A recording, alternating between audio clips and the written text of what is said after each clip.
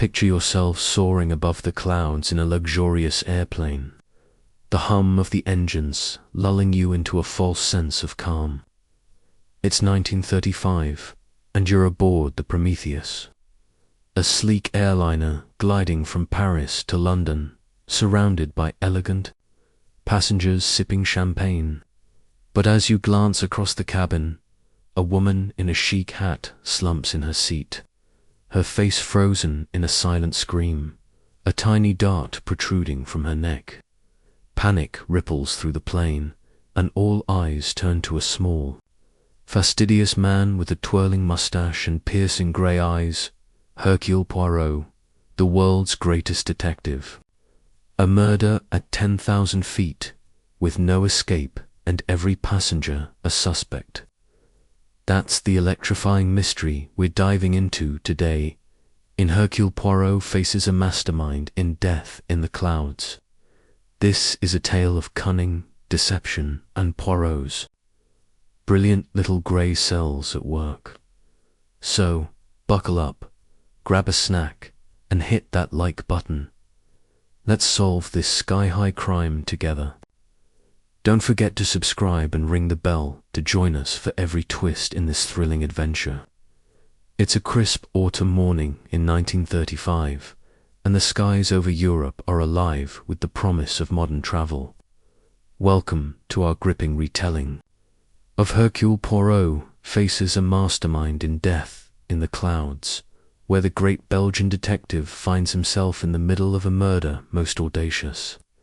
I'm your narrator, guiding you through this high-flying mystery, and trust me, this case is a puzzle that will keep you on the edge of your seat.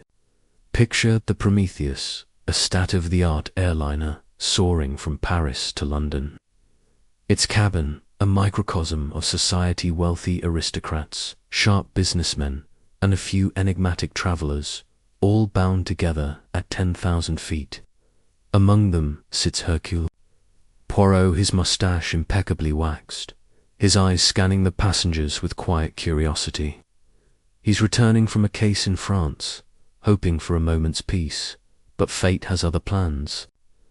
As the plane nears London, a stewardess's scream shatters the calm, and Poirot finds himself staring at a corpse-woman, dead in her seat, with a tiny, venom-tipped dart in her neck.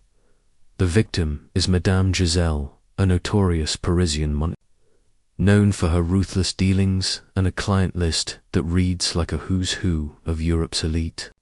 Her death is no accident. The dart, laced with a rare poison, points to a cold, calculated murder. Poirot, ever the observer, takes charge as the plane lands at Croydon Aerodrome, his mind already buzzing with questions. How could a murder happen in a crowded cabin, with no one seeing a thing? Who among the passengers had the motive, the means, and the nerve to strike under Poirot's very nose? The stewardess, pale and trembling, recounts the moment she found Madame Giselle slumped in her seat, her face grey, her eyes staring blankly. "She was fine an hour ago, monsieur," the stewardess stammers. "I thought she was sleeping." Poirot's gaze sweeps the cabin, noting the passengers' reactions: shock, fear, and, in some, a flicker of something darker. Let's set the scene. The Prometheus is a marvel of its time, with plush seats and polished wood, but its small cabin makes the crime all the more baffling. There are 11 passengers besides Poirot, plus 2 stewards, and no one could leave during the flight. The suspects are a colourful bunch: Lady Horbury, a glamorous actress with a penchant for extravagance; Norman Gale, a charming dentist with a nervous smile; Daniel Clancy, a quirky mystery writer scribbling notes; the Duponts, a father and son team of archaeologists; and Jane Grey, a young hairdresser with dreams of a better life. Each has a story, and Poirot's little grey cells are already sifting through them. He examines the crime scene, noting the darter, small, thorn-like projectile, likely fired from a blowpipe found under a seat. Mon Dieu, Poirot murmurs, a weapon so primitive, yet so precise. The poison, he suspects, is exotic, perhaps. Curari requiring skill and knowledge to deploy. The passengers are herded into a lounge at Croydon, where Inspector Japp of Scotland Yard joins Poirot, his gruff demeanour a contrast to the detective's elegance. A fine mess, Poirot Japp grumbles. Murder on a plane. Never heard of such a thing. Poirot's eyes twinkle. Yet it has happened, mon ami, and we must find the how and the why. He begins questioning the passengers, starting with the stewards, who swear no one approached. Madame Giselle, during the flight. The blowpipe, a crude wooden tube, is a puzzle too large to hide easily, yet no one saw it used. Poirot's attention lingers on the passengers' belongings. A cigarette case, a notebook, a flute case, even a wasp buzzing in a glass, a distraction from earlier in the flight. Everything matters, Poirot says to Japp, even the smallest detail. The stakes are high. Madame Giselle's death threatens to unravel secrets among the elite, as her ledgers rumoured to hold blackmail material could ruin lives. Poirot learns she carried a black book of clients, now missing, and her maid in Paris is the only other keeper of her secrets. The passengers, meanwhile, are a mix of nervous and indignant. Lady Horbury, dripping in jewels, claims she was asleep. Norman Gale admits to noticing the wasp but nothing else. Daniel Clancy rambles about murder plots in his novels. Poirot's questions are gentle but piercing, his mind cataloguing every hesitation, every glance. He notices Jane Grey's flushed cheeks when Gale speaks, a hint of connection, and Lady Horbury's trembling hands when asked about debts. There is a pattern here, Poirot murmurs to Japp, but it is hidden in the chaos of human nature. As the investigation begins, the Prometheus becomes a locked room in the sky, every passenger a potential killer. Poirot's genius lies in seeing what others miss, and he's already forming theories. Was the wasp a deliberate distraction? Could the blowpipe have been disguised? And where is that black book? The airport lounge buzzes with tension, the passengers eyeing each other like wolves. Japp, frustrated, wants to search everyone, but Poirot insists on subtlety. The mind, mon ami, is where we will find our killer, he says, tapping his temple. This is Hercule Poirot at his finest, navigating a maze of lies at 10,000 feet, and we're right there with him. What's next? In Chapter 2, we'll follow Poirot as he digs into the passengers' secrets, uncovering motives that tie them to Madame Giselle's dark world. The blowpipe, the poison, the missing book of Reclus is a step closer to the truth. What do you think happened in that cabin? Who's hiding the most? Drop your theories in the comments below, hit that like button, and subscribe with the bell on to stay with us for every twist in this sky-high mystery. Let's solve it together. The Croydon Aerodrome Lounge is a hive of tension, its polished wood and leather chairs a stark contrast to the chaos of a murder investigation unfolding within. Welcome back, mystery enthusiasts, to Hercule Poirot faces a mastermind in death. In the clouds, if you missed Chapter 1, hit pause and catch up. This sky-high puzzle is too gripping to jump into blind.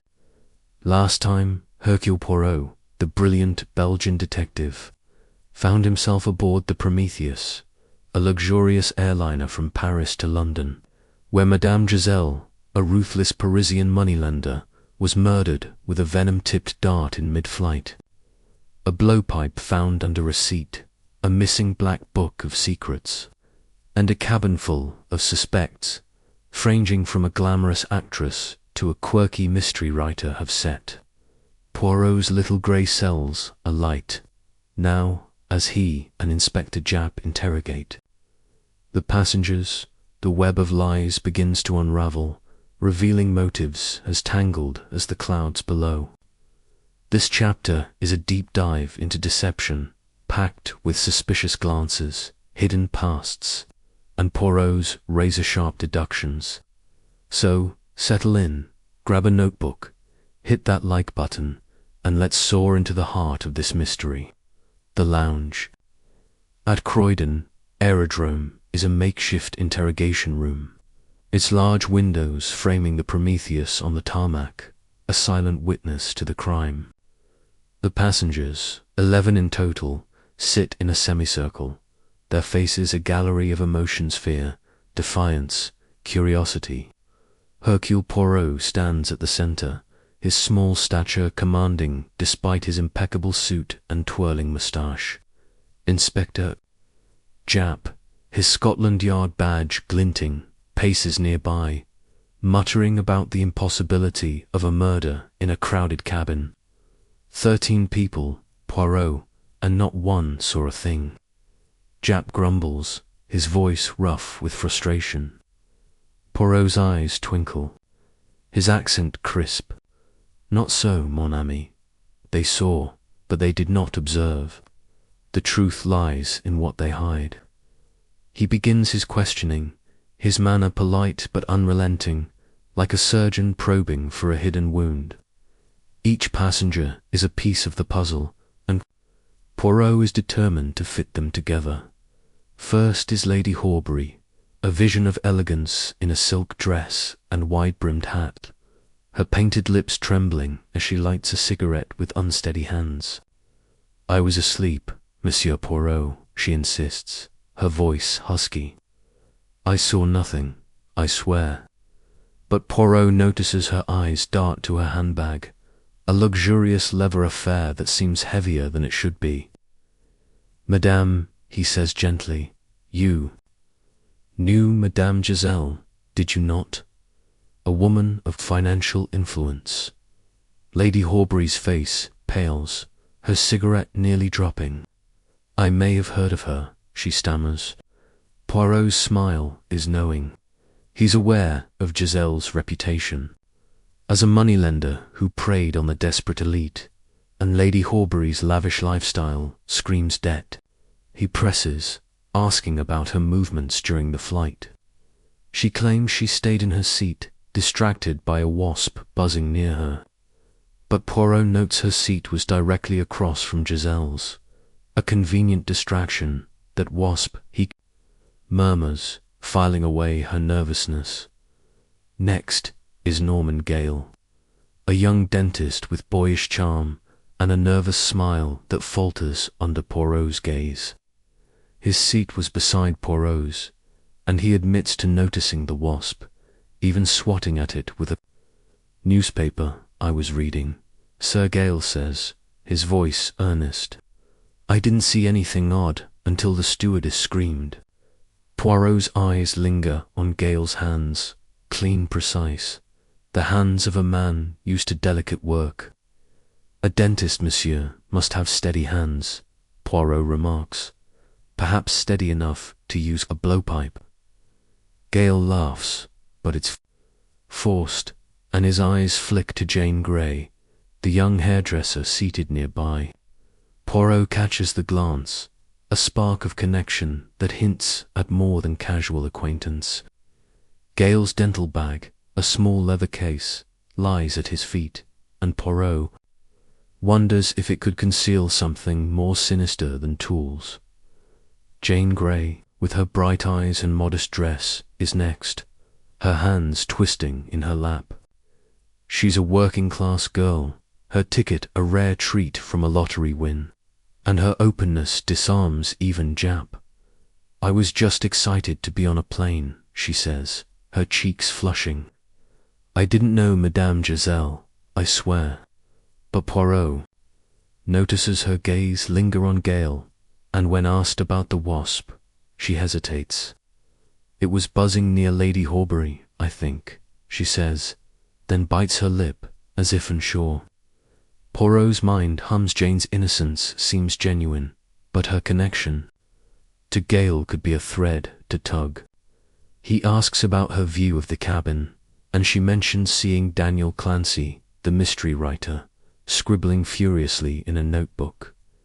He seemed odd, she says softly, like he was watching everyone. Poirot's interest sharpens. An observer within an observer's game is always worth noting.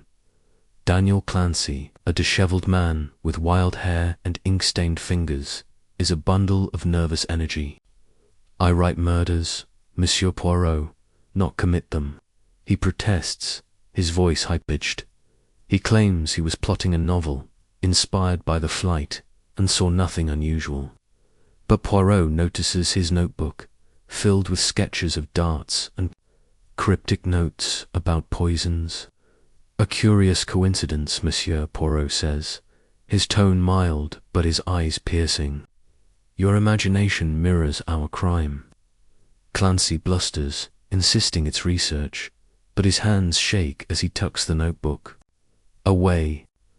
Poirot recalls Clancy's seat near the back, with a clear view of Giselle's, and wonders if his research is a cover for something darker. The Duponts, a French father and son team of archaeologists, are next, their scholarly air a contrast to the cabin's tension. Monsieur Dupont, the father, speaks in measured tones, claiming he and his son were discussing their latest dig in Persia. We saw no dart, no blowpipe, he says firmly. His son Jean nods, but his eyes are restless, darting to a leather satchel at his side. Poirot notes the satchel's size large enough to hold a blowpipe, perhaps disguised as an artifact. You travel with many tools, messieurs, Poirot says, his voice deceptively casual. Perhaps one unconventional. The Duponts bristle, but their denials are too smooth, too practiced, and Poirot marks them for further scrutiny. The stewards, Mitchell and Davis, are questioned last, their uniforms crisp but their faces pale. Mitchell, the senior steward, insists he served coffee and noticed nothing amiss until Giselle was found dead. Davis, younger and more nervous, admits to being distracted by the wasp, which he tried to trap in a glass. It was just a pest, he says, but Poirot's eyes narrow. A pest that distracted the entire cabin, monsieur, he says. Most convenient for a killer. The steward's stories align, but Poirot senses a Gatmacher was in the galley for much of the flight, and Davis's nervous fidgeting suggests more than just shock. As the interrogations wrap up, Poirot steps outside to the tarmac where the Prometheus gleams under floodlights.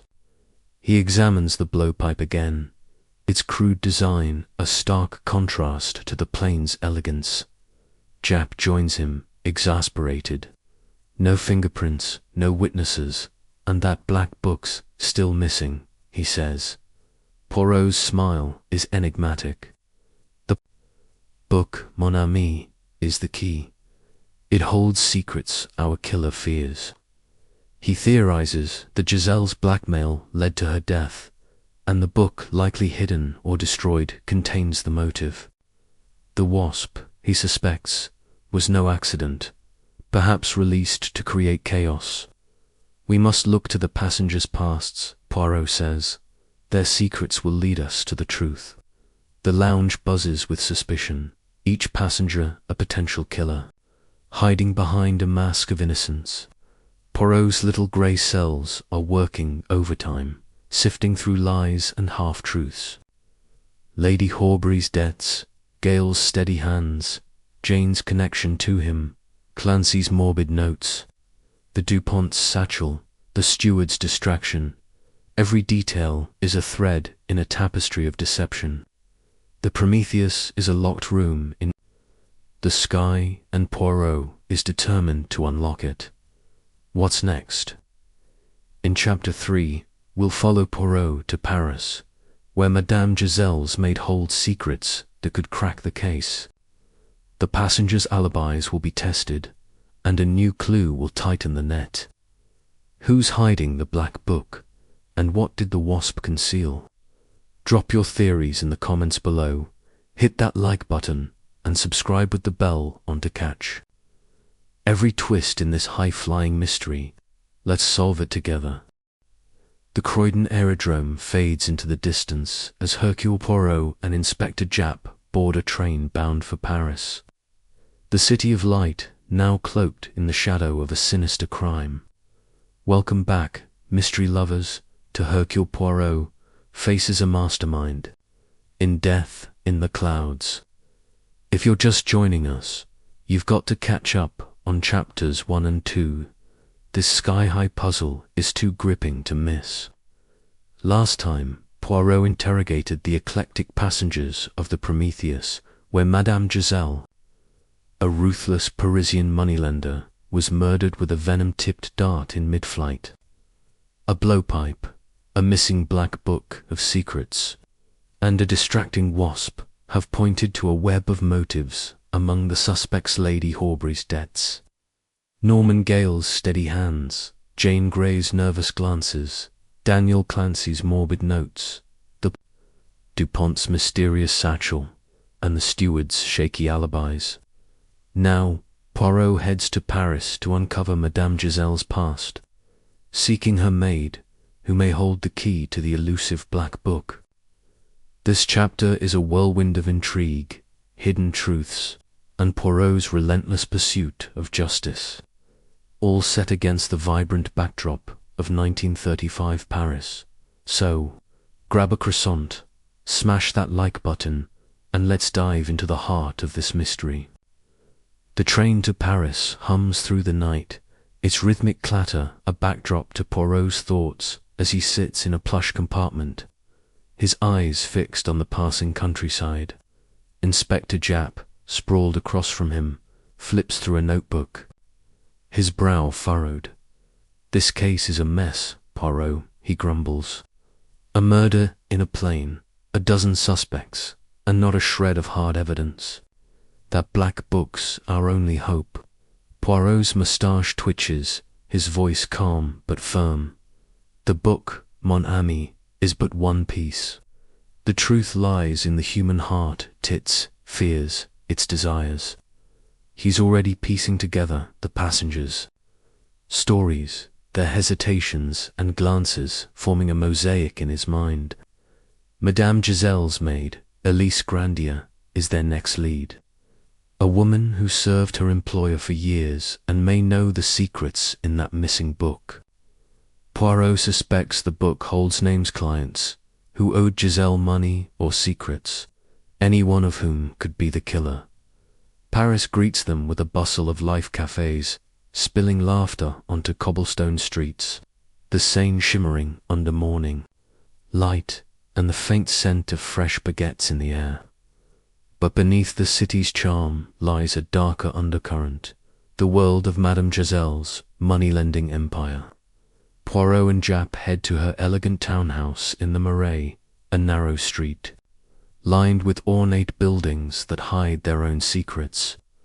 The door is answered by Elise, a wiry woman with sharp eyes and a guarded demeanor. Her face tightens at the mention of Giselle's death, but she ushers them into a parlor adorned with velvet drapes and gilded mirrors. "Madame was careful," Elise says, her voice clipped. "She trusted no one, not even me, with all her affairs." Poirot's gaze is gentle but piercing. "And yet, mademoiselle, you know of her black book, oui, the one that holds her client's secrets." Elise's hands tremble, clutching a lace handkerchief, but she nods. "It was always with her. If it's gone, someone took it." Poirot's questions are like a dance, graceful but relentless. He learns that Giselle was a master of discretion, lending money to the elite aristocrats, politicians, even artists, while holding their secrets as collateral. The black book, a small leather-bound volume, listed debts and indiscretions, a ticking bomb for anyone named within.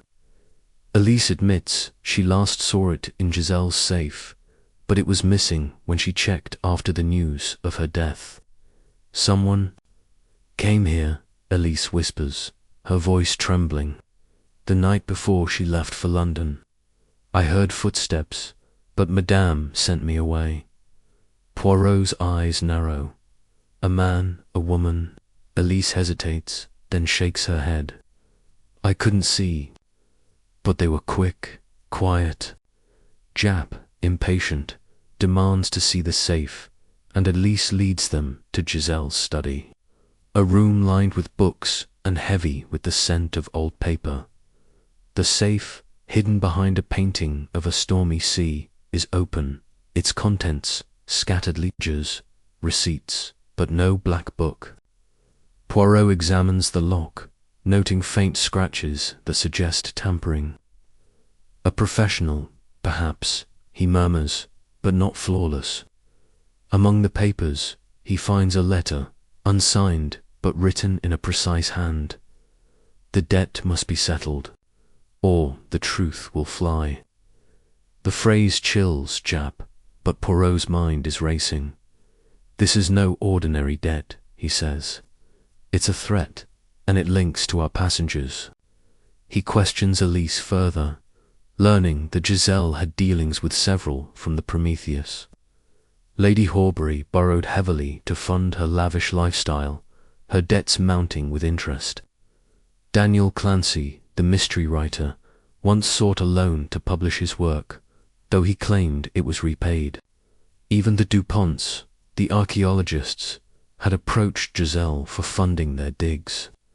Though Elise is vague on the details, Poirot's attention shifts to a small detail. Elise mentions a client who visited Giselle frequently, a man with a nervous laugh and a habit of carrying a silver cigarette case.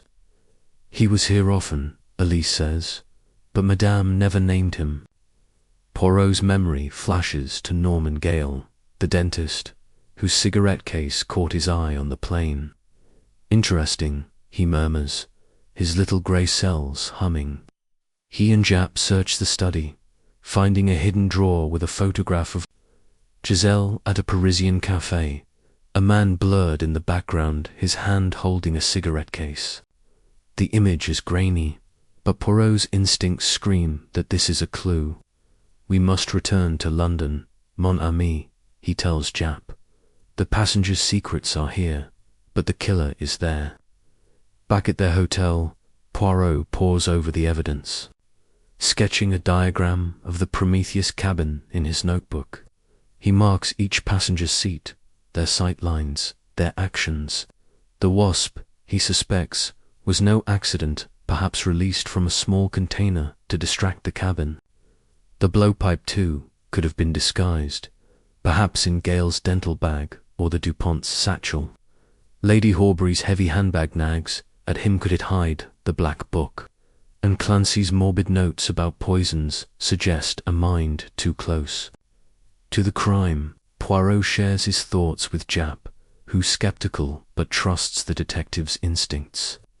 You're building a house of cards, Poirot, Jap says. It better not fall. Poirot's smile is enigmatic. It will stand, mon ami, when we find the cornerstone. The trip back to London is tense, the channel crossing rough with autumn winds. Poirot's mind is a storm of connections: Giselle's book, the wasp, the blowpipe, the blurred photograph. Each passenger is a thread in a tapestry of deceit, and Paris has added new colours to the weave. Lady Horbury's debts, Clancy's loan, the Duponts' funding, Gale's cigarette case, they all point to motives, but the killer's hand is still hidden.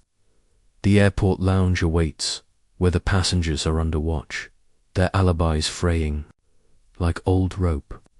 Poirot knows the black book is the key, but is it still on the Prometheus, or did the killer destroy it? The mystery is tightening, and Poirot's little grey cells are ready to strike. Let's pause and unpack this. Paris has revealed Giselle's world of secrets, tying the passengers to her through debts and desperation. The tampered safe, the mysterious visitor, the photographs, there are all breadcrumbs leading back to the Prometheus. The wasp and blowpipe suggest a killer with cunning, using distraction and precision. Poirot's focus on Gale's cigarette case and Lady Horbury's handbag hints at hidden tools, while Clancy's notes and the Duponts' satchel raise red flags. The killer is among them, and Poirot is closing in. But the danger is real. Someone desperate enough to kill in mid-air won't hesitate again in Chapter 4. We'll return to London, where Poirot tests the passengers' alibis and hunts for the Black Book, uncovering a clue that could unmask the mastermind. Who was Giselle's mystery client? And what did the wasp hide? Drop your theories in the comments below, hit that like button, and subscribe with the bell on to catch every twist in this sky-high mystery. Let's solve it together. The grey sprawl of London greets Hercule Poirot and Inspector Japp as their train pulls into Victoria Station. The city's pulse, a stark contrast to the shadowy secrets they uncovered in Paris. Welcome back, mystery enthusiasts, to Hercule Poirot. Faces a mastermind in death in the clouds.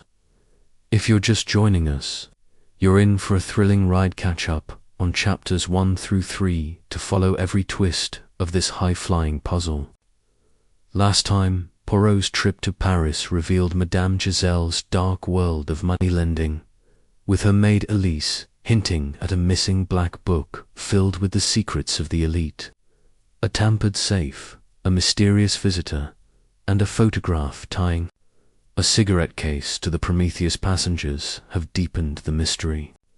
Suspects like Lady Horbury, Norman Gale, Jane Grey, Daniel Clancy, and the Duponts are all tangled in Giselle's web, their motives sharpened by debts and desperation. Now, back in London, Poirot is ready to test their alibis and hunt for the elusive book, chasing a mastermind who killed in mid-air. This chapter is a labyrinth of lies, packed with cunning deductions, hidden clues, and a twist that brings Poirot closer to the truth. So, grab a cuppa, hit that like button, and let's soar into the heart of this mystery. The air in London is thick with coal smoke and autumn chill as Poirot and Japp make their way to Scotland Yard, where the Prometheus passengers are under watch, confined to a hotel near Croydon Aerodrome. The hotel's lounge is a tense microcosm, its plush carpets and chandeliers doing little to ease the suspicion hanging over the group. Poirot, his moustache gleaming under the gaslights, moves like a chess master, his eyes scanning the passengers as they fidget in their seats. Japp, clutching a file of reports, mutters, "We've got nothing solid, Poirot. No fingerprints on the blowpipe, no trace of the poison. That book's our only shot." Poirot's smile is serene but sharp. "Patience, mon ami. The book is close, hidden by the killer's fear. We will find it by unraveling their lies." His plan is to push each suspect, probing their stories for cracks, while searching their belongings for the black book or any trace of the murder weapon. Poirot begins with Lady Horbury, whose elegance is fraying under the strain. She sits in a corner, her silk dress crumpled, her cigarette case clutched like a lifeline. "Monsieur Poirot," she says, her voice brittle, "this is harassment. I told you, I was asleep during the flight." Poirot's eyes linger on her handbag, still heavy, it's clasped tight. "Madame, your debts to Madame Giselle were substantial. Enough to fear her black book." Lady Horbury's face pales, her fingers trembling as she lights another cigarette. "I owed her money, yes, but I didn't kill her." Poirot notes her seat's proximity to Giselle's and the wasp's distraction, which she mentioned too. Eagerly, he requests to inspect her handbag, and after a tense standoff, she relents. Inside, he finds cosmetics, a wad of cash, and a small vial of perfume unremarkable, but the vial's weight feels off. Curious, Poirot murmurs, pocketing it for later analysis. Perfume, or something more deadly. Norman Gale, the dentist, is next, his boyish charm strained as he shifts in his seat. His dental bag, which Poirot noted on the plane, sits at his feet, its leather worn but sturdy. "I'm just a dentist, sir," Gale says, his smile faltering. "I didn't know, Madame Giselle." Poirot's gaze is unrelenting. "Yet your cigarette case, monsieur, matches one seen in Paris. And your hands, steady, precise, are perfect." "For a blowpipe," Gale laughs, but it's nervous, and his eyes flick to Jane Grey across the room. Poirot asks to see the bag, and Gale hesitates before opening it. Inside are dental tools, a mirror, and a small syringe, which Gale claims is for anesthesia. Poirot's fingers brush the syringe, noting a faint residue. "A dentist's tools," he says, "or a killer's." Gale's protest is cut short as Poirot moves on, his mind cataloguing the syringe's potential as a poison delivery system. Jane Grey, the young hairdresser, is a breath of fresh air in the tense lounge, her honesty disarming, but her connection to Gale troubling. "I didn't know, Madame Giselle," she insists, her cheeks flushing. "I was just enjoying the flight." Poirot's questions are gentle but probing, focusing on her view of the cabin. She recalls seeing Gale swat at the wasp and Clancy scribbling, but her memory of Lady Horbury is vague. "She was fidgeting," Jane says, then hesitates, as if unsure. Poirot notices her glance at Gale, a mix of affection and worry. "Mademoiselle, you are observant," he says. "Did you see anything near Madame Giselle's seat? A movement, perhaps?" Jane shakes her head, but her hands twist in her lap, a sign Poirot files away. Her innocence seems genuine, but her tie to Gale could be a blind spot. Daniel Clancy, the mystery writer, is a bundle of nervous energy, his ink-stained fingers clutching his notebook. "This is like one of my novels," he exclaims, almost gleeful. "But I'm no killer, Monsieur Poirot." His sketches of darts and notes on poisons, seen in Chapter 2, raise Poirot's suspicions. "Your imagination, monsieur, is remarkably specific," Poirot says, flipping through the notebook. Clancy claims it's research, but a new page catches Poirot's Aja diagram of the Prometheus cabin, with Giselle's seat marked a writer's fancy or a killer's plan. Poirot asks. Clancy sputters, insisting it's fiction, but his eyes dart to the Duponts, seated nearby, as if seeking an ally.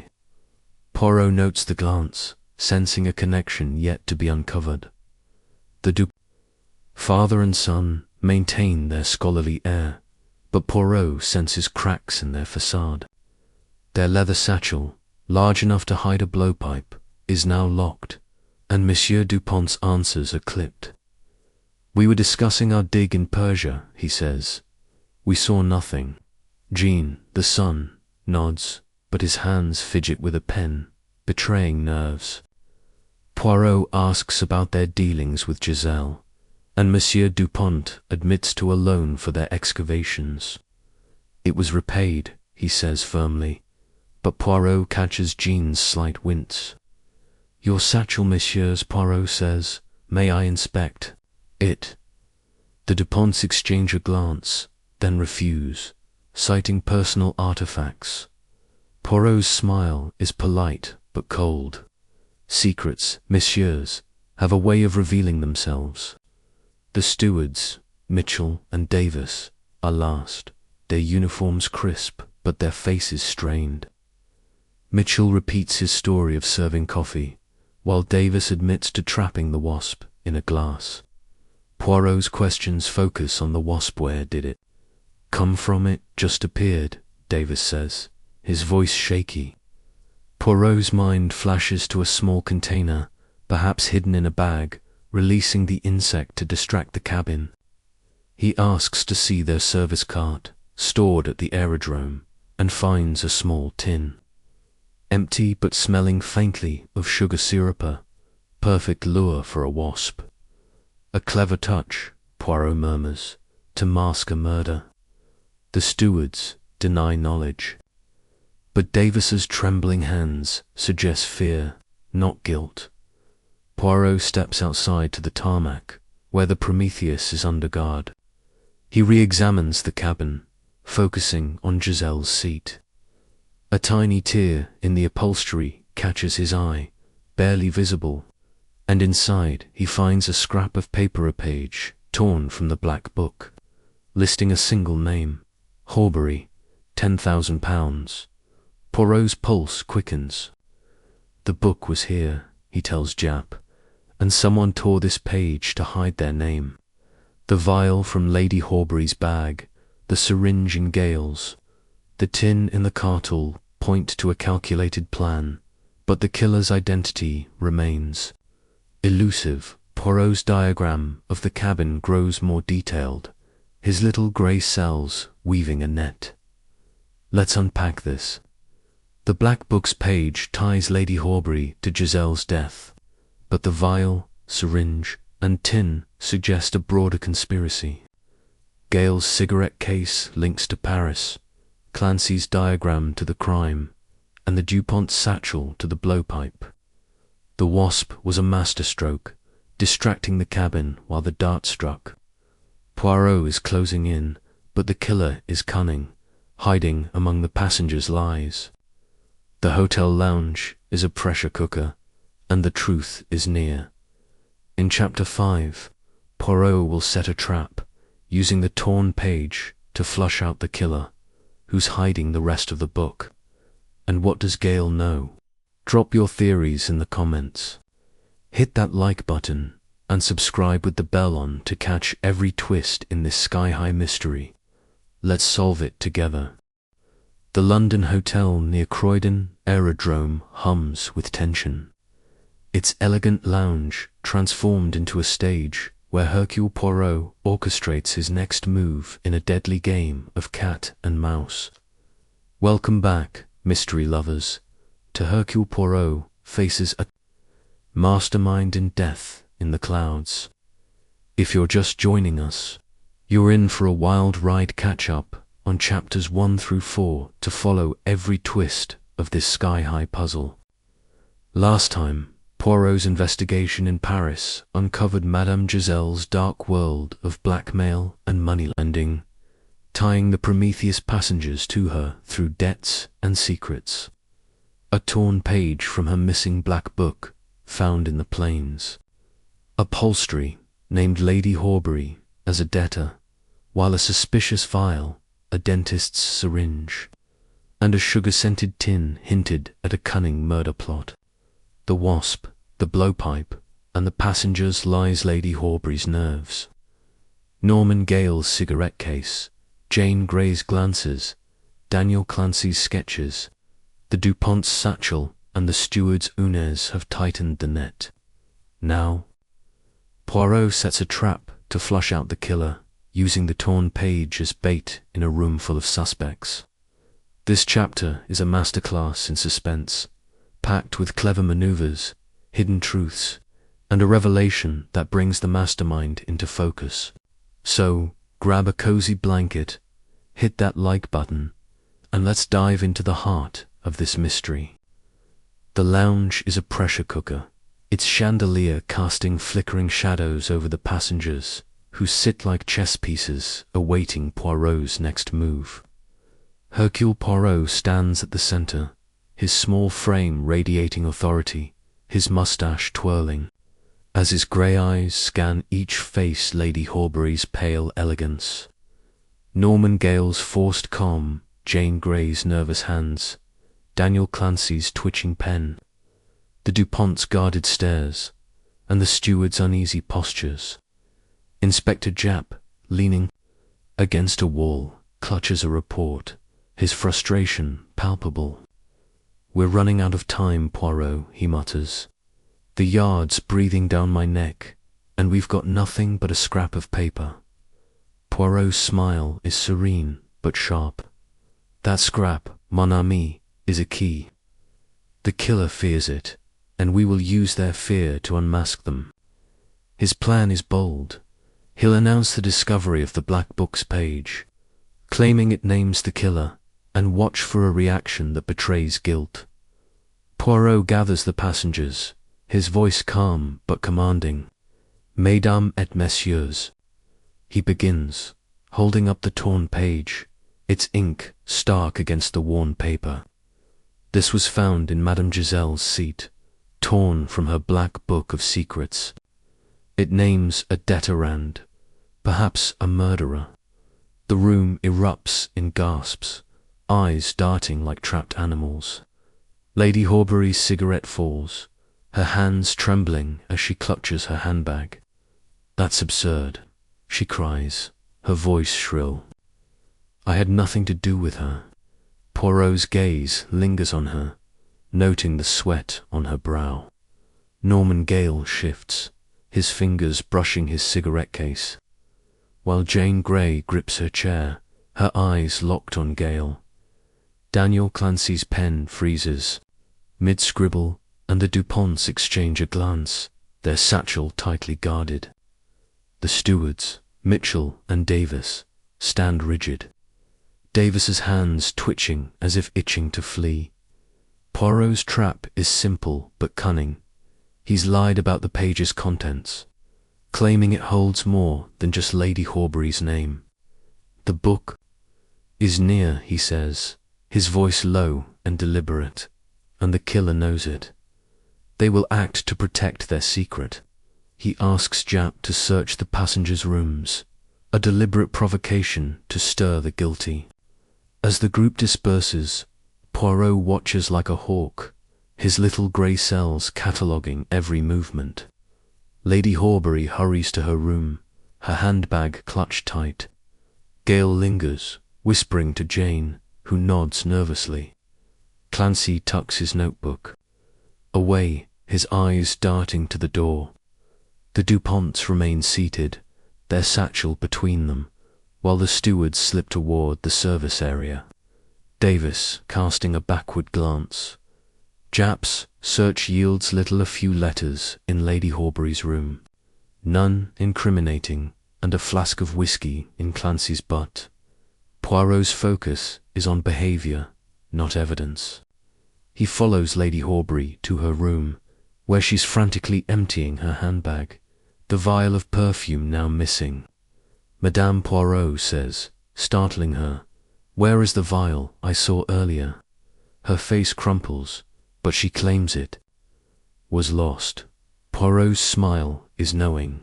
He suspects the vial held poison, discarded to avoid detection. Meanwhile, Watson tails Gale, who slips into the hotel's courtyard, where he buries something small in a flower bed. Poirot, alerted by Japp, retrieves it, a tiny glass tube, empty but smelling faintly of almonds, a hallmark of cyanide. "Monsieur." "Gale," Poirot murmurs, "your hands betray you." Jane Grey, caught in the lounge, is next, her honesty cracking under Poirot's gentle pressure. "I saw Norman." Fidgeting, she admits, tears welling. "He was near Madame Giselle's seat, adjusting his bag." Her love for Gale is clear, but her words point to his opportunity. Poirot questions Clancy, whose notebook now includes a sketch of a blowpipe disguised as a pen. "A writer's fancy, monsieur?" Poirot asks, his tone sharp. Clancy stammers, claiming inspiration, but his eyes flicker to the Dupont's satchel. Poirot confronts the archaeologists, demanding to see their bag. After a tense standoff, they open it, revealing artifacts and a small wooden case, empty but shaped to hold a blowpipe. "A curious relic," Poirot says, "or a killer's."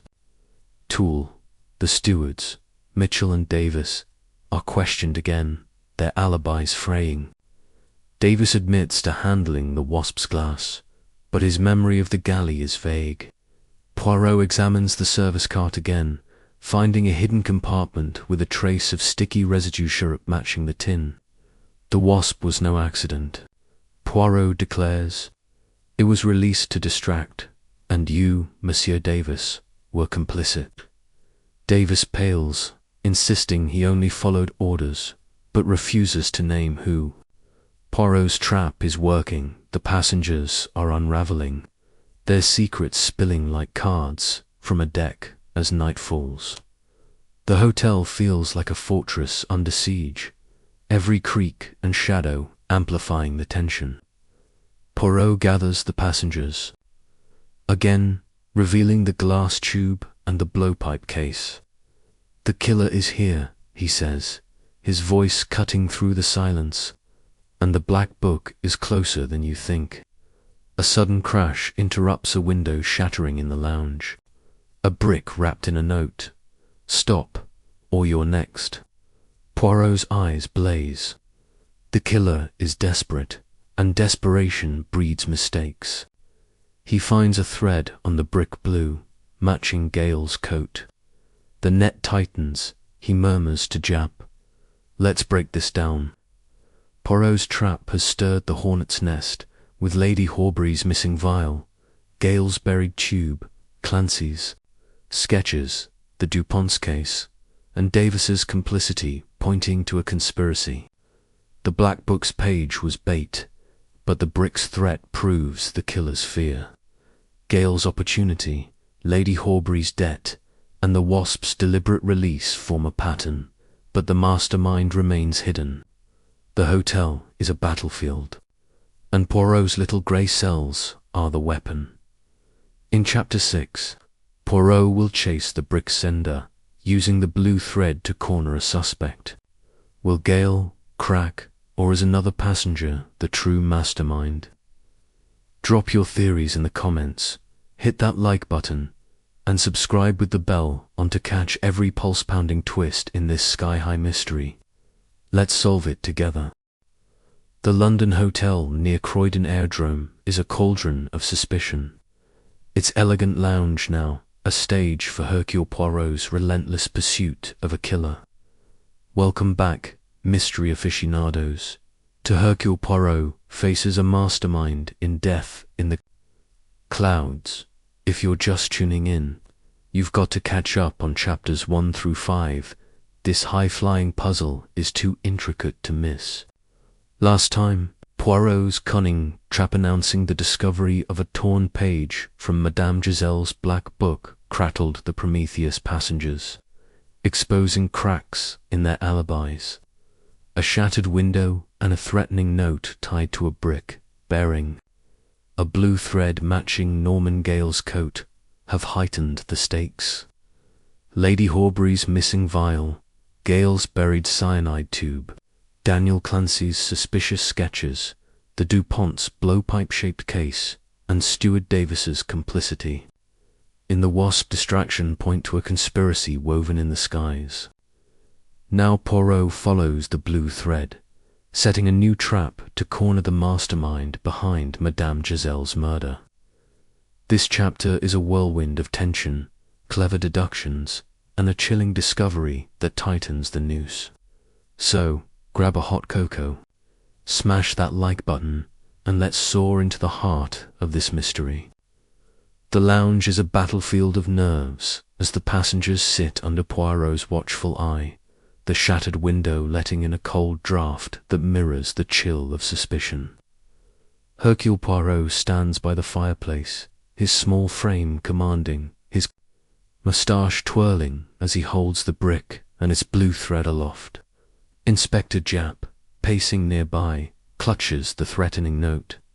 "Stop, or you're next," his face a mix of frustration and urgency. "This is getting out of hand, Poirot," Jap mutters. A brick through a window. The killer's bold. Poirot's eyes gleam, his voice steady.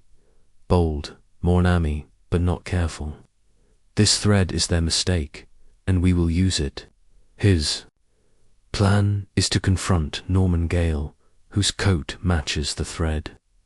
While watching the others for reactions, Lady Horbury's panic, Jane Grey's loyalty, Daniel Clancy's nerves, the Duponts' secrecy, or the steward's fear could betray the Mastermind's hand. Poirot begins with Gale, summoning him to a private corner of the lounge. The dentist's boyish charm is fraying, his hands fidgeting with his cigarette case as Poirot presents the blue thread. Monsieur Gale, Poirot says, his tone deceptively mild, this thread matches your coat, found on a brick throne too. Silence me, care to explain? Gale's smile falters, his eyes darting to Jane Grey across the room. I don't know anything about a brick, he stammers. I was in my room. Poirot's gaze is unrelenting, noting Gale's coat, now missing a button, its hem slightly frayed. Your coat, monsieur, tells a different story. And your dental bag, perhaps, it held more than tools. Gale protests, claiming he lost a button during the flight, but Poirot presses, asking about the cyanide tube buried in the courtyard. Gale's face pales, his voice cracking. I found that tube on the plane, he insists. I didn't know what it was. Poirot files away the lie, sensing Gale's fear but not yet his guilt. Jane Grey is next, her loyalty to Gale evident in her trembling hands as Poirot questions her in the hotel's quiet library. Mademoiselle, he says gently, you saw Monsieur Gale near Madame Giselle's seat. Did he touch anything? A bag, perhaps, or a blowpipe? Jane's eyes well with tears, her voice barely a whisper. He was just adjusting his bag. I didn't see anything else. But her hesitation, her glance toward the lounge, betrays her doubt. Poirot probes further, asking about the wasp. It was buzzing everywhere, she says, but Norman seemed distracted by it. Poirot's mind hums the wasp, the tube. The thread'll point to Gale, but Jane's love could be blinding her to his role.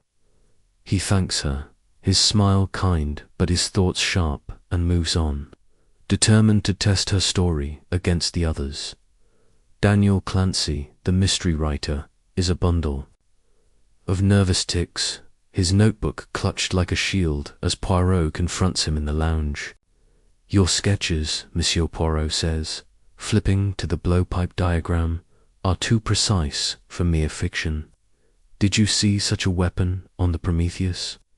Clancy laughs, a high-pitched sound that grates on Jap's nerves. It's research.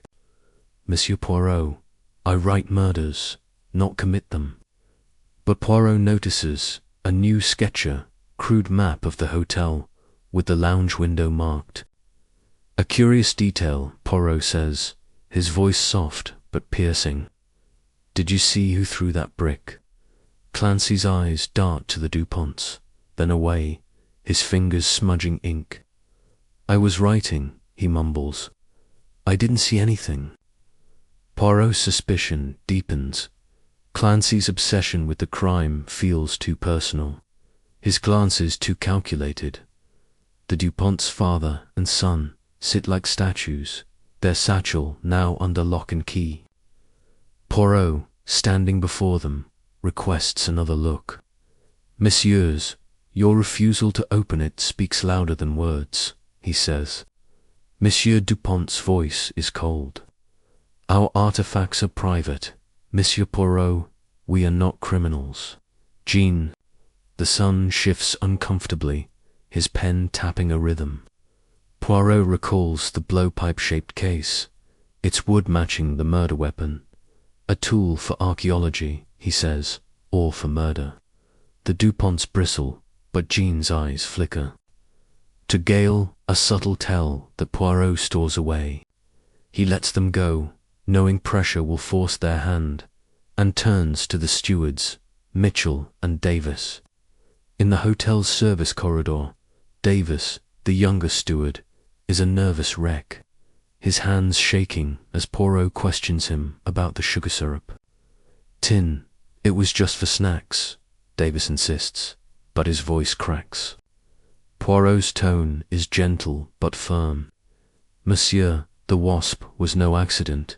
You released it, To distract the cabin while the dart struck, Davis's face crumples, tears spilling. "I didn't know it was for murder," he cries.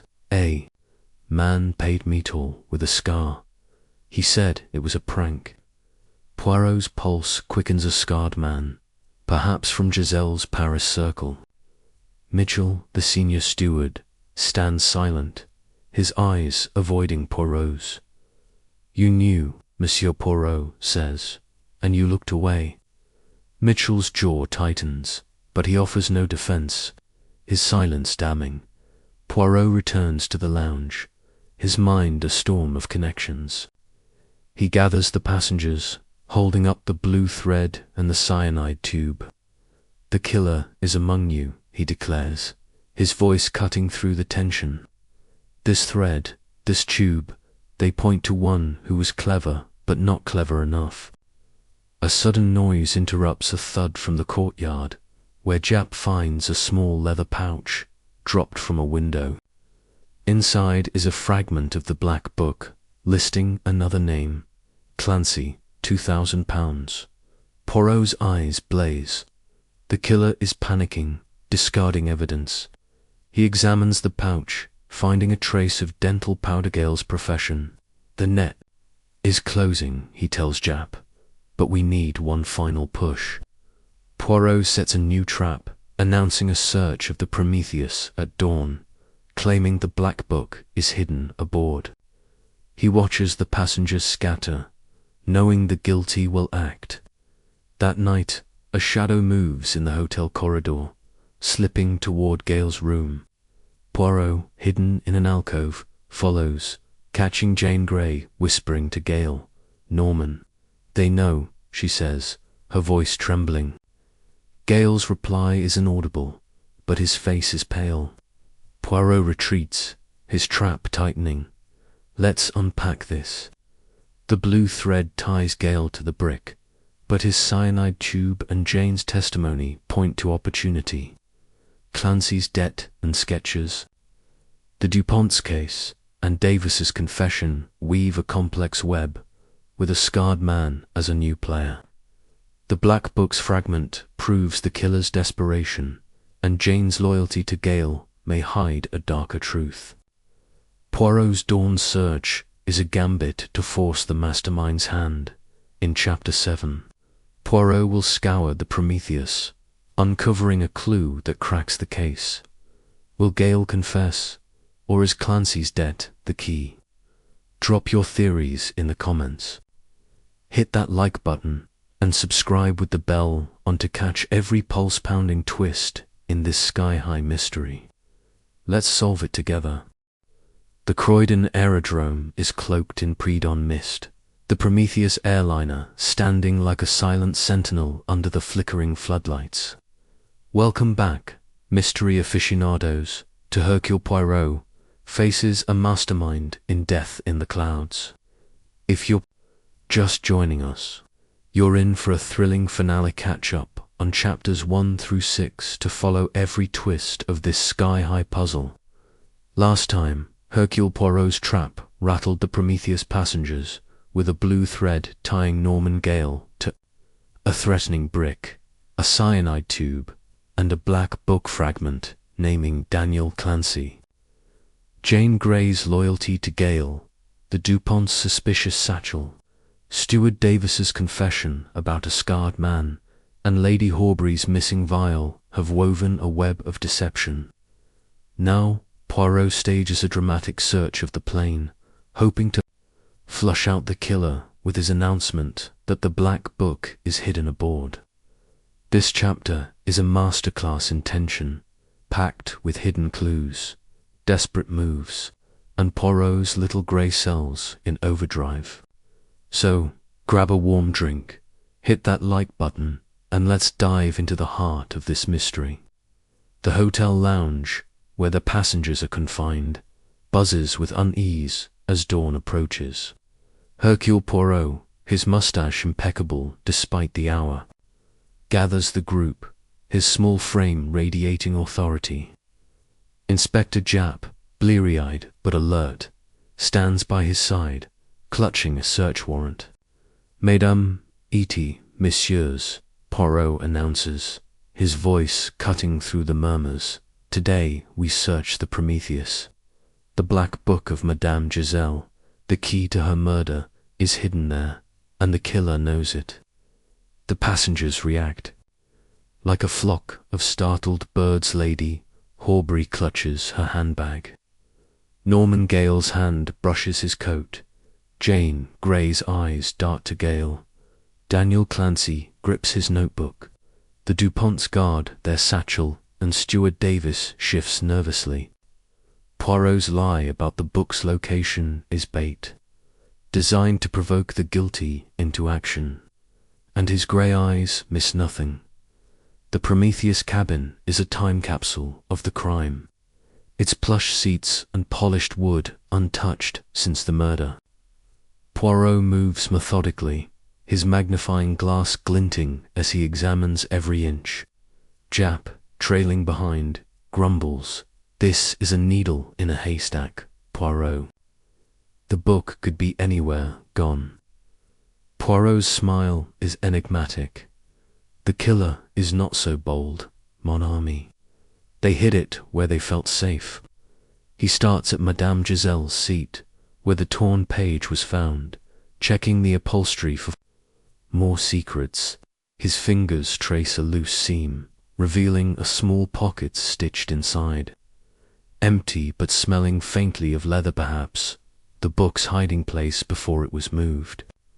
He moves to the overhead racks, where passengers' bags were stored, and finds a faint scratch on a metal bracket, suggesting something was wedged there. Poirot's attention shifts to the galley where the stewards worked. The service card, already suspect for its sugar syrup tin, yields a new clue: a tiny splinter of wood, matching the blowpipe's material, lodged in a crevice. The blowpipe was here, Poirot murmurs, disassembled, perhaps, to hide it. Japp's eyes widen. By the stewards. Poirot shakes his head. Or someone who knew the galley's chaos. He recalls Davis's confession about a scarred man, and a new theory forms: a passenger could have slipped into the galley during the wasp's distraction. Poirot checks the passenger seats, focusing on Gale's, near his own. Under the cushion, he finds a small metal clip, like those used in dental tools, but bent as if forced into a tight space. "Monsieur Gale," Poirot says to himself, "your tools are talkative." The search is interrupted by a commotion at the aerodrome. Gaita Porter reports a man fleeing the scene, dropping a small parcel. Japp retrieves it, revealing a leather wallet with another black book fragment, this one listing Dupont, pound 5,000. Poirot's pulse quickens. The killer is shedding evidence, he tells Japp, but they cannot shed their guilt. The wallet's leather matches the satchel of the Duponts, and Poirot's mind races. Could the archaeologists, with their scholarly facade, be more than they seem? He returns to the hotel, confronting the Duponts in the lounge. "Messieurs," he says, holding up the fragment, "your name appears in Madame Giselle's book. A debt, perhaps, worth killing for."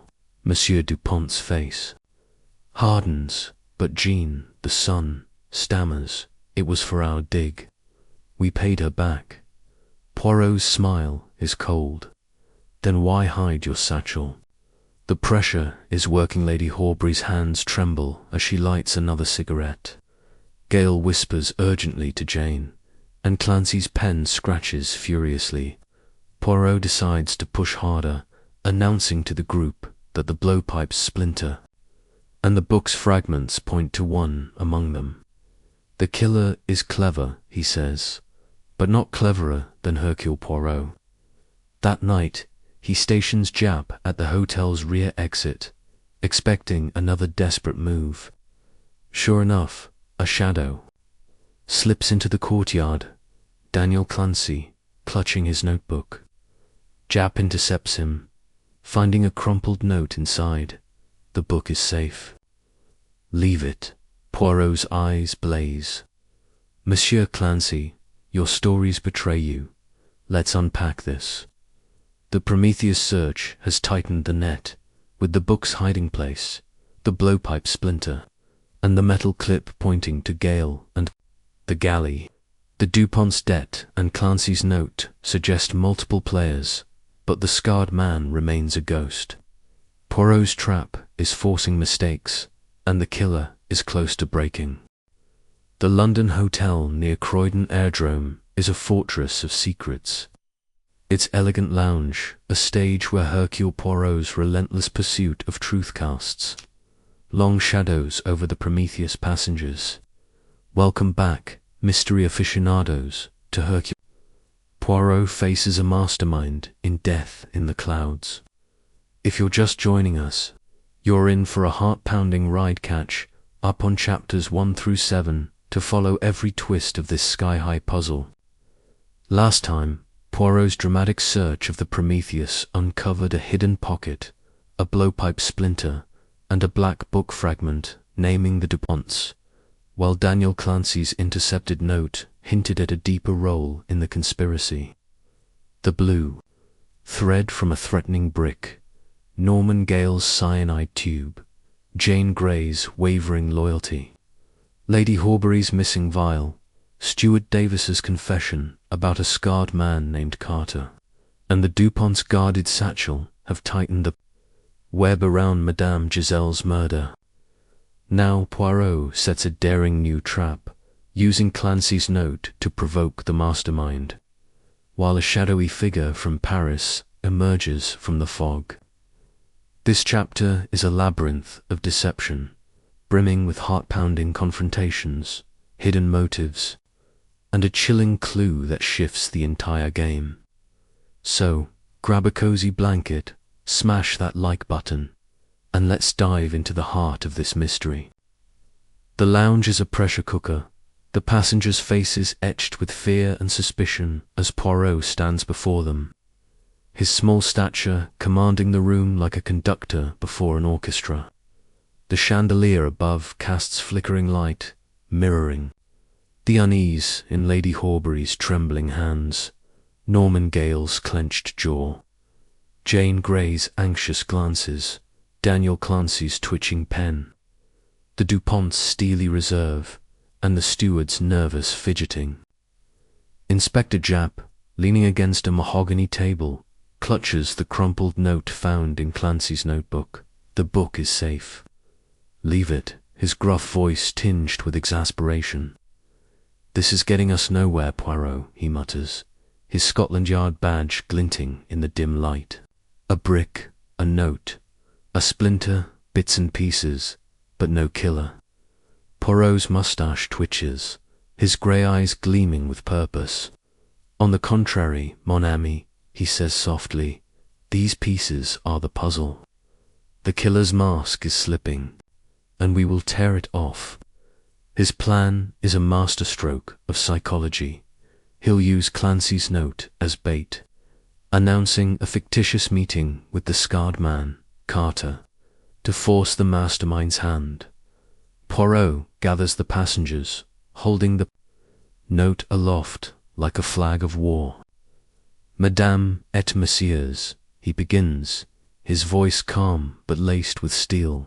This note, found in Monsieur Clancy's possession, speaks of Madame Giselle's black book, hidden by the killer. I have arranged to meet a man named Carter, who knows its secrets. Tonight we will have answers. The room erupts in murmurs, eyes darting like trapped animals. Lady Horbury's cigarette falls, her lips trembling as she clutches her handbag, its clasp still suspiciously tight. Norman Gale's hand brushes his coat, the missing button a silent accusation. Jane Grey grips her chair, her eyes locked on Gale, torn between love and doubt. Daniel Clancy's pen freezes, his face pale as he stammers. That note isn't mine. Someone planted it.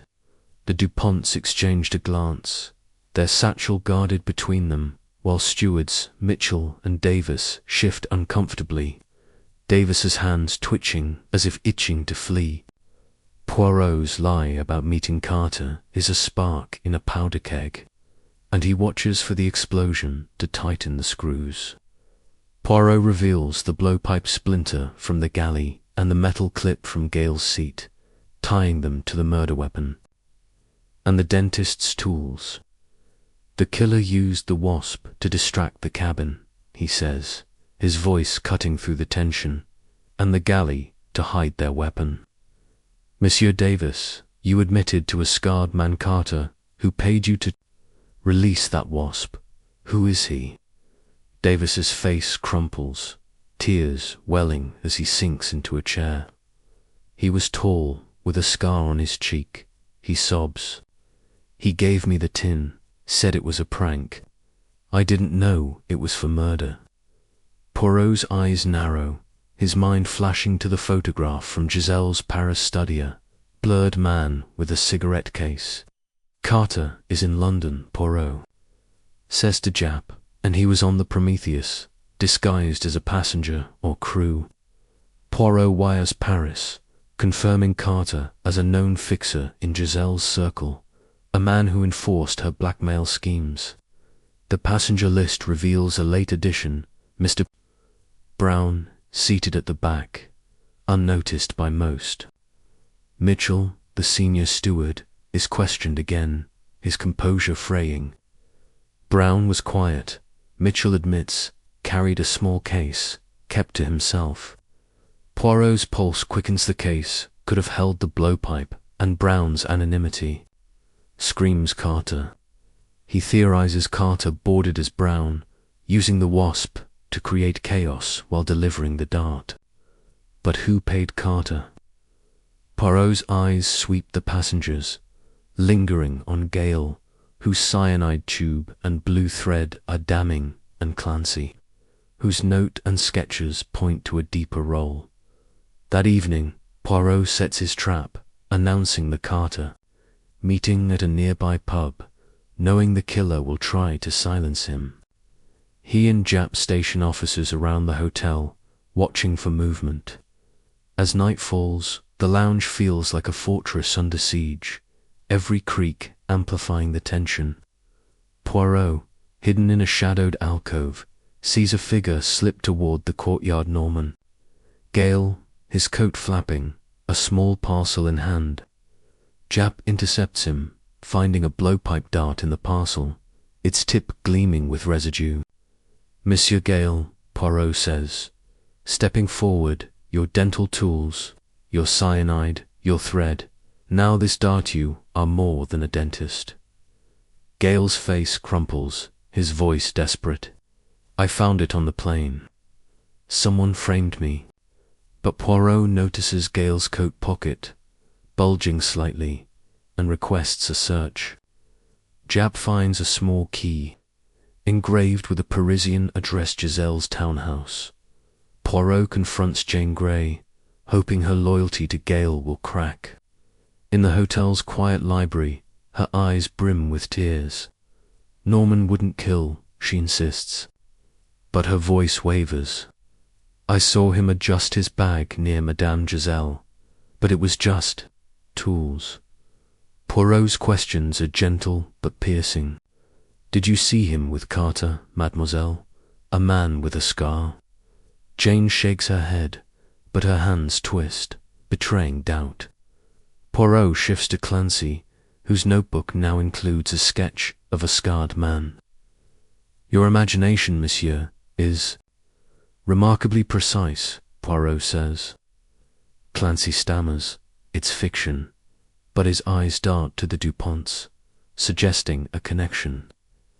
The Duponts, questioned next, refuse to open their satchel, their voices cold.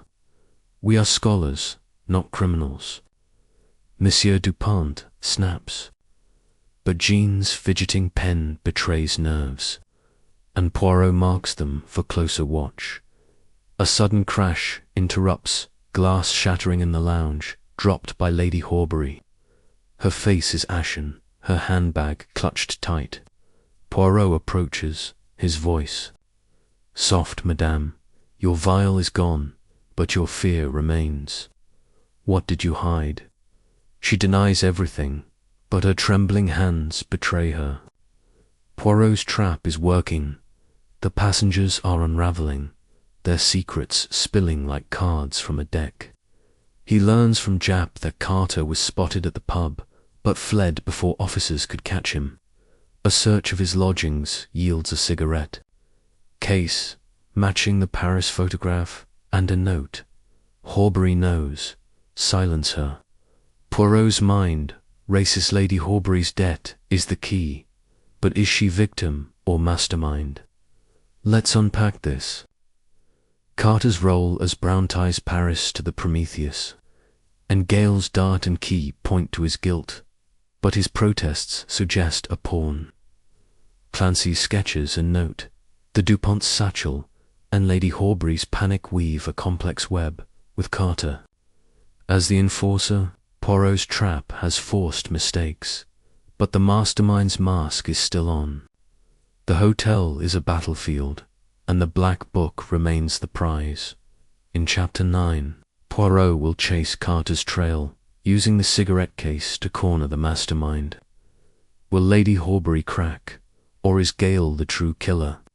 Drop your theories in the comments, hit that like button, and subscribe with the bell on to catch every pulse-pounding twist in this sky-high mystery. Let's solve it together. The London Hotel near Croydon Aerodrome is a tinderbox of suspicion. Its once elegant lounge, now a battleground where Hercule Poirot's relentless logic peels away layers of deception.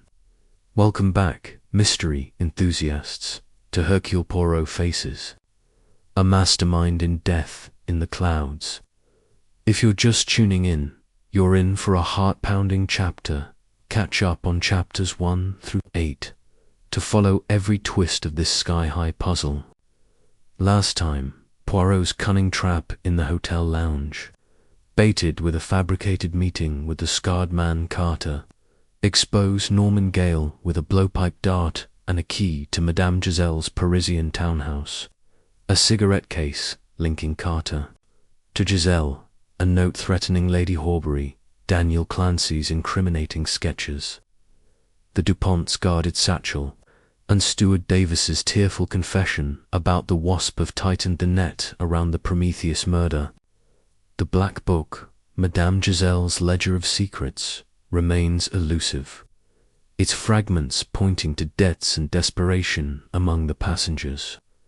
Now Poirot chases Carter's trail through London's shadowy underbelly, aiming to uncover the Black Book and unmask the mastermind behind the mid-air murder.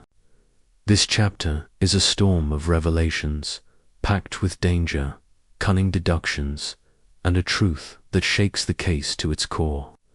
So, grab a cup of tea, hit that like button, and let's plunge into the heart of this mystery. The hotel lounge is a cauldron of tension as dawn breaks, the passengers' faces etched with fear and defiance under the flickering chandelier. Hercule Poirot stands like a maestro, his small frame commanding, his moustache twirling as his grey eyes pierce each suspect lady.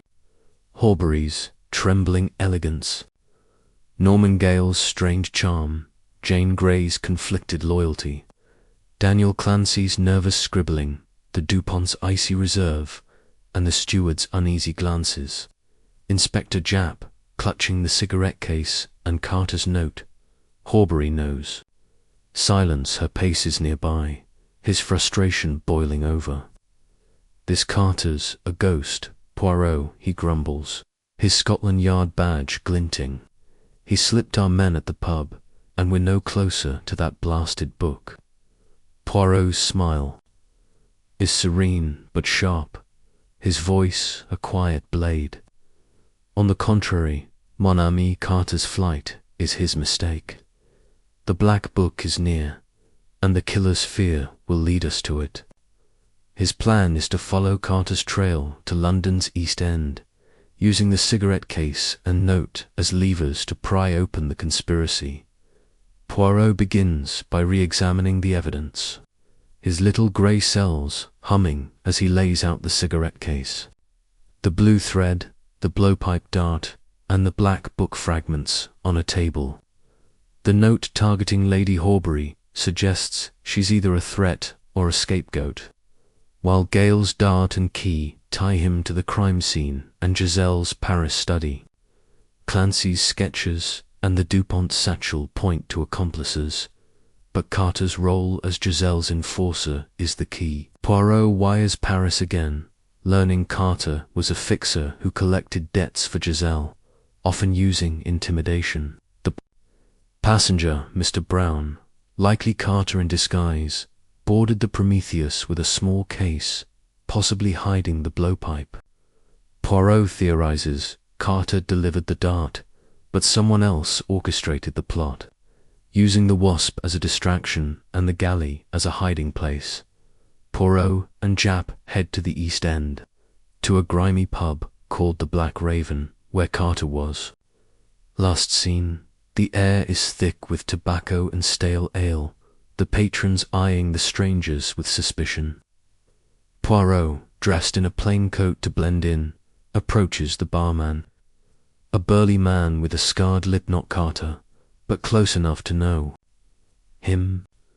Monsieur Poirot says, sliding a coin across the counter, I seek a man with a scar named Carter. He carries a cigarette case like this. He holds up the silver case, its engraving glinting. The barman's eyes narrow, but he grunts, haven't seen him. Try the back room.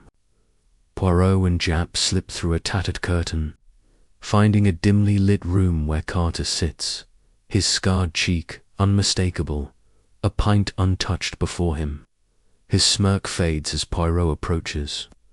Monsieur Carter, Poirot says, his voice calm, but commanding, you are part of a murder, and your time is up. Carter's defiance is brittle, his hand hovering near a concealed knife. You've got nothing, detective, he sneers. The book's gone, burned to ash. But Poirot's questions are relentless, his grey eyes boring into Carter's. Who paid you to retrieve it? Who feared Madame Giselle's secrets? Carter's smirk falters, his fingers twitching. You're fishing, Poirot. I just did. Jobs for her. Poirot holds up the note. Horbury knows, and Carter's face pales. Lady Horbury was a mark, he admits, owed Giselle thousands. But I didn't kill her. He claims he was hired by a passenger to steal the book, delivering it to the Prometheus galley during the flight. Who, Poirot demands. Carter hesitates, then mutters, Clancy, the writer. He's deeper than you think. Back at the hotel, Poirot confronts Daniel Clancy in a private parlour, the writer's ink-stained hands trembling as he clutches his notebook. Monsieur Clancy, Poirot says, flipping to the sketch of a scarred man, Carter names you as his employer. You sought the black book, to hide your debt. Clancy's face crumples, his voice a desperate whine. I owed Giselle everything. She threatened to ruin my career, expose my debts. I hired Carter to get the book, but I didn't kill her. Poirot's eyes narrow, noting Clancy's sketch of the blowpipe, now with a note, galley, mid-flight. You knew the murder. Plan, Poirot accuses. Clancy sobs, I only wanted the book. Carter said he'd handle it. Poirot searches the notebook, finding a hidden flap with the black book itself, its leather cover worn but intact, listing debts for Horbury, the Duponts, and shockingly Gale. Poirot gathers the passengers in the lounge, holding the book aloft. The black book is found, he declares, and it names those who feared Madame Giselle. The killer is here, hiding behind a mask of innocence. Lady Horbury gasps, her handbag slipping to the floor. Gale's jaw clenches, his eyes darting to Jane Grey, who grips her chair, tears streaming. The Duponts sit rigid, their satchel locked tight, while stewards Mitchell and Davis shrank back. Poirot reveals Clancy's role as a pawn, hired to retrieve the book, but his sketches suggest he knew the murder's mechanics. "You were used, Monsieur Poirot," says to Clancy, "but by whom?" Jane Grey's voice breaks the silence, her words a bombshell. "I saw Lady Horbury near Norman's bag during the flight. She slipped something inside." Poirot's eyes blaze. Lady Horbury, with her massive debt, had motive and opportunity to frame Gale. Poirot confronts Lady Horbury, her elegance crumbling as she lights a cigarette with shaking hands. "Madame," he says, "you knew of Giselle's book. You planted the dart in Monsieur Gale's bag to deflect suspicion." She denies it, her voice shrill, but her eyes betray panic. Poirot recalls the missing vial, suspecting it held the poison. He asks Jap to search her room again, and they find a hidden compartment in her handbag, containing a tiny glass phial with traces of curare. The murder weapon's source, Poirot murmurs, and the mastermind's mistake. Lady Horbury collapses, sobbing, "I didn't mean to. I just wanted her silenced." But her confession stops short of admitting the murder, pointing to a deeper player. A sudden noise, a thud from the courtyard, interrupts. Jap finds a dropped parcel, containing another blowpipe dart, its tip gleaming. Poirot examines it, noting a faint scent of dental powder. Gale's signature. "The mastermind is cunning," Poirot says, using Lady Horbury and Clancy as pawns, but the dart returns to Monsieur Gale. The lounge is a powder keg, the passenger's lies, unraveling as Poirot's net tightens. Let's unpack this. The Black Book's discovery exposes the passenger's debts, with Clancy as a desperate pawn and Lady Horbury as a potential framer. Gale's dart and dental powder, Carter's roll, and the curare phial point to a complex plot, but the mastermind remains shadowed. Jane's testimony shifts suspicion, but is Lady Horbury the killer or another tool? Poirot's little grey cells are closing in, but danger looms. In Chapter 10, Poirot will stage a final confrontation, unmasking the mastermind in a heart-stopping showdown. Who pulled the strings, Gale, Horbury, or another? Drop your theories in the comments, hit that like button, and subscribe with the bell on to catch the explosive finale of this sky-high mystery. Let's solve it together. The London Hotel near Croydon Aerodrome is a crucible of suspense. Its grand lounge transformed into a courtroom where Hercule Poirot prepares to deliver his final verdict in a case that has gripped the skies. Welcome back, mystery lovers, to the thrilling conclusion of Hercule Poirot faces a mastermind in Death in the Clouds. If you're just joining us, you've missed a whirlwind of intrigue. Catch up on chapters 1 through 9 to follow every twist of this sky-high puzzle. Last time, Poirot's relentless pursuit uncovered Madame Giselle's black book, exposing debts that tied Lady Horbury, Norman Gale, Daniel Clancy, and the Duponts to her murder. A curare-laced phial in Lady Horbury's handbag, a blowpipe dart in Gale's possession, Clancy's role as a pawn, and Jane Grey's revelation that Lady Horbury framed Gale have brought the case to a boiling point. The scarred man, Carter, and a dropped parcel with another dart have tightened the net, but the mastermind behind the mid-air murder remains cloaked. Now, Poirot stages a dramatic showdown, weaving every clue to wasp, the blowpipe, the black book into a revelation that will unmask the killer. This chapter is a crescendo of truth, packed with heart-stopping confrontations, emotional weight, and Poirot's little grey cells at their finest. So, grab a cozy blanket, smash that like button, and let's soar to the finale of this mystery. The lounge is a powder keg. The passengers seated in a tense semicircle under the chandelier's flickering light. Their faces a gallery of fear, defiance, and desperation. Hercule Poirot stands at the center, his small frame radiating authority, his moustache twirling as his grey eyes pierce each suspect Lady Horbury's crumbling elegance. Norman Gale's strained composure, Jane Grey's tearful loyalty, Daniel Clancy's trembling hands, the Duponts' icy reserve, and Stewards Mitchell and Davis's nervous glances.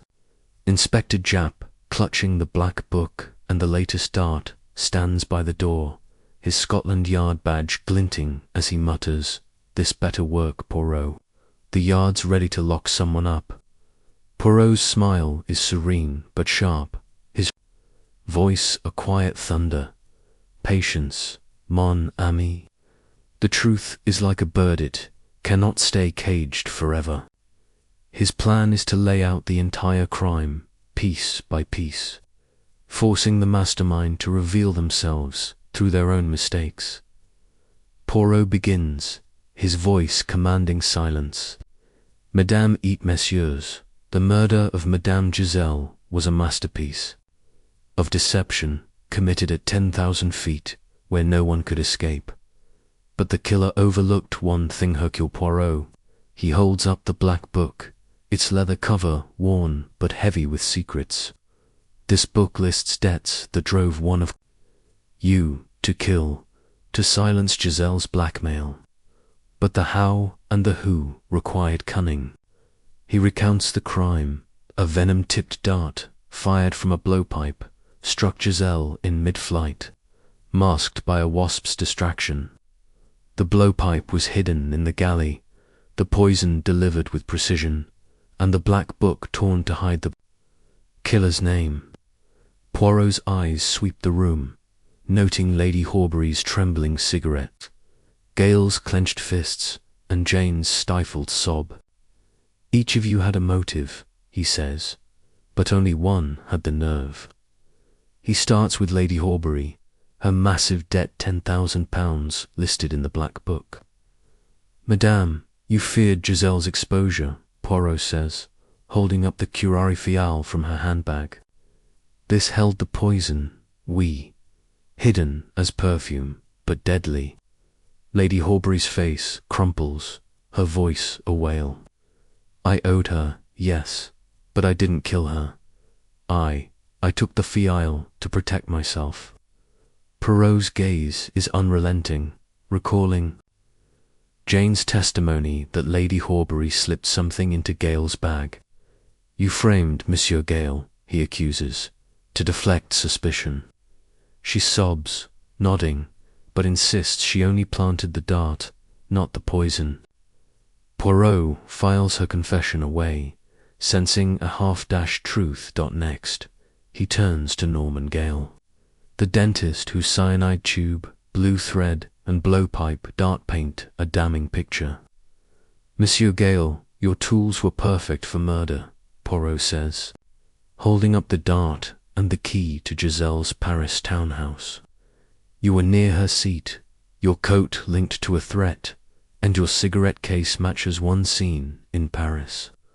Gale's charm cracks, his voice desperate. "I'm no killer, Poirot. Someone used my bag, my tools." Jane Grey gasps, her loyalty wavering, but Poirot presses. "You buried the cyanide tube, monsieur." "Why?" Gale admits finding it on the plane, fearing it would implicate him, but swears he didn't use it. Poirot's eyes narrow. Gale's panic feels genuine, but his opportunity is undeniable. Daniel Clancy, the mystery writer, is next, his notebook a gallery of incriminating sketches.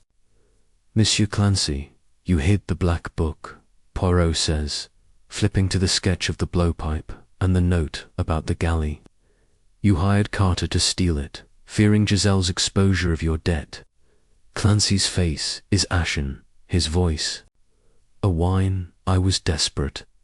She'd ruin me, but I didn't kill her. Carter said he'd handle it. Poirot's smile is cold. You knew the murder's mechanics, monsieur. Your sketches betray you. Clancy sobs, insisting he only wanted the book, not blood. Poirot notes his fear, suspecting Clancy as a pawn, not the mastermind. The Duponts' father and son sit rigid, their satchels still locked. Poirot holds up the black book fragment, naming them. Messieurs, your debt for your dig gave you motive. Your satchel could hide a blowpipe. Monsieur Dupont's voice is icy. We are scholars, not murderers. But Jean's fidgeting pen betrays nerves, and Poirot recalls the blowpipe-shaped case. You refuse to open it, he says. What do you hide? The Duponts remain silent, their defiance a wall, but Poirot senses their fear of exposure, not guilt. Stewards Mitchell and Davis are last, their alibis fraying. Davis's confession about Carter and the wasp tin is damning. You aided the killer, Poirot says, releasing the wasp to distract the cabin. Davis sobs, I didn't know it was for murder. Mitchell, silent, avoids Poirot's gaze, his complicity clear. Poirot turns back to the group, his voice rising. The killer used Carter, Clancy, and the wasp as tools, but the dart required precision, the poison expertise. His eyes lock on Lady Horbury, then Gale. Then a sudden shift to Jane Grey. Mademoiselle Grey, Poirot says, his voice soft but piercing, you are the key. The room gasps, Jane's eyes widening in shock. You saw everything, yet said little. Your loyalty to Monsieur Gale blinded you, but you noticed the wasp, the bag, the movements. Jane trembles, tears streaming. I didn't do anything. Poirot steps closer, his voice gentle. But you did, mademoiselle. You saw Lady Horbury plant the dart, yet you protected her, because you knew the truth. He reveals his final clue, a tiny needle, found in Jane's coat pocket during a discreet search, coated with curare. You, a hairdresser, have steady hands, like a dentist. You used the blowpipe, disguised as a pen, hidden in Lady Horbury's handbag, which you accessed during the wasp's chaos. Jane's face crumples, her voice a whisper. I had to, Giselle knew. About my past, a theft I committed years ago. She'd ruin me, my new life. She confesses to borrowing Lady Horbury's handbag, using the wasp to distract, and firing the dart from Gale's seat, framing him to protect herself. Lady Horbury, Clancy, and Carter were pawns, manipulated by her desperate cunning. Jap, stunned, cuffs Jane as she sobs, Gale's face a mask of betrayal. Poirot reflects, his voice soft. The human heart hides dark corners, but truth always rises. The Prometheus case is closed, a testament to his little grey cells. The passengers are freed. Lady Horbury shaken, Gale heartbroken, and Clancy humbled. Poirot and Jap leave the hotel. London's fog, a fitting curtain for the dramas. End. Let's wrap this up. Jane Grey's quiet desperation wove a perfect crime, using the wasp, the blowpipe, and the passengers' secrets to mask her guilt. Poirot's genius unraveled it, proving no killer can outwit his little grey cells. What a ride. Drop your thoughts in the comments. Did Jane's reveal shock you? Hit that like button, subscribe with the bell on for more Poirot adventures, and share this video with your fellow sleuths. Let's keep solving mysteries together.